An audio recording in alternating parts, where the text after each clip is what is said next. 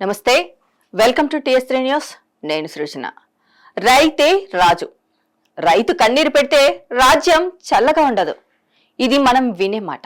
కానీ తెలంగాణ నేల మీద ఈ మాటను నిజం చేసి చూపించిన పథకం రైతు బంధు. ఈ రోజు మనం దేని గురించి మాట్లాడుతున్నామో మీకు అర్థమయ్యే ఉంటుంది.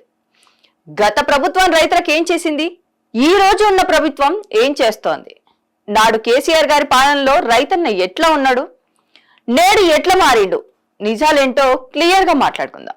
ఒక్కసారి గతాన్ని గుర్తు చేసుకుందాం. తెలంగాణ రాకముందు కరెంట్ లేదు, నీళ్లు లేవు, పెట్టుబడికి పైసలు లేక రైతన్నలు అప్పుల పాలయ్యిల్లు. కానీ స్వరాష్ట్రంలో కేసీఆర్ గారు ముఖ్యమంత్రి అయ్యాక తెచ్చిన విప్లవాత్మక పథకం రైతు బంధు.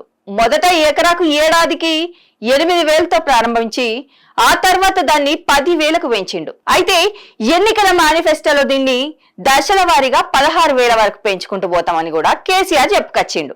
ఇక ఏ ఆఫీసుల చుట్టూ తిరిగే పని లేకుండా, దళారుల ప్రమేయం కూడా లేకుండా వానాకాలం, యాసంగి పంటల కంటే ముందే నేరుగా రైతుల బ్యాంకు ఖాతాలల్లో పైసలు పడ్డాయి.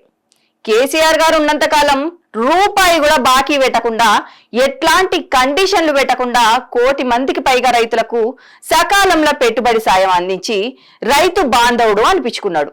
మరి ఇప్పుడు పరిస్థితి ఎట్లున్నది? ఎన్నికల ముందు ఏం చెప్పిళ్ళు? రైతు భరోసా కింద ఎకరాకు ఏడాదికి 15,000 ఇస్తామని నమ్మిచ్చిళ్ళు. మరి ఇప్పుడు ఏం జరుగుతుంది? 15,000 ఇవ్వడం దేవుడు ఎరుగు. గత ప్రభుత్వం ఇచ్చిన 10,000 కూడా చక్కగా అందుతుందా అంటే గది కూడా లేదు. ఇంకా కొంతమంది నాయకులైతే ఇక 20,000 వరకు వస్తుందని ఆశ చూపిళ్ళు. కానీ మళ్ళీ ఇప్పుడు 5 ఎకరాల లోపు ఉన్నోళ్ళకి ఇస్తాం, గుట్టలకి ఇయ్యం, పుట్టలకి ఇయ్యం అనుకుంటా రకరకాల కండిషన్లు అయితే పెడతాండ్రు. ఇక వానాకాలం అయిపోతున్నా పెట్టుబడుల సాయం దాటిపోతాన్నా పెట్టుబడుల సమయం దాటిపోతాన్నా కూడా రైతన్నల బ్యాంకు ఖాతాల వైపే చూస్తాళ్ళు. ఇక ప్రభుత్వం వైపు ఆశగా చూసినా అసలు వచ్చే పరిస్థితి కూడా లేదు. ఆనాడు కేసీఆర్ గారు రూపాయి బాకీ లేకుండా ఇస్తే ఈ రోజు రైతులు రోడ్లెక్కి నిరసనలు తెలుపుతున్న పరిస్థితి కనబడుతోంది.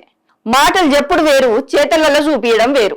వ్యవసాయాన్ని పండుగలా మార్చింది కేసీఆర్ గారి విజన్ అయితే, ఈ రోజు అదే వ్యవసాయాన్ని మళ్లీ సంక్షోభంలోకి నెట్టేస్తాండు రేవంత్ రెడ్డి.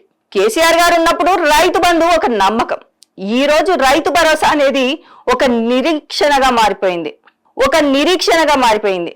తెలంగాణ రైతులకు ఎవరు శ్రీరామ రక్షో ఈ పాటికే అన్నలకు తమ్ముళ్ళకైతే అర్థమైపోయి ఉంటది.